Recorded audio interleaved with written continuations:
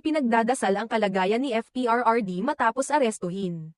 Nagbahagi si OG Diaz ng kanyang saloobin sa pamamagitan ng Instagram Stories noong Huwebes 13 ng Marso. Kung saan inilahad niya na kamakailan lamang ay nagdasal siya para kay dating Pangulong Rodrigo Duterte. Ayon kay OG, dumaan siya sa simbahan at nagdasal para sa kaligtasan ng dating Pangulo habang siya ay nasa kustodiya ng International Criminal Court, ICC, Detention Center sa Scheveningen, The Hague, Netherlands. Nagsimba ako. Ipinagdasal ko na sana ay safe at nasa mabuting kalagayan ang dating Pangulo sa Netherlands, ani OG sa kanyang post, dagdag pa niya. Sana ay maging inspirasyon ang kanyang panalangin at magawa din ito ng mga taga-suporta ni Duterte kaysa magtalo-talo sa social media. Sana, yun din ang unang-unang ginagawa ng karamihan ng supporters ng dating Pangulo kesa makipag-away sa SOCMED. Prayer vigil dapat, aniya. Pinili rin ni OG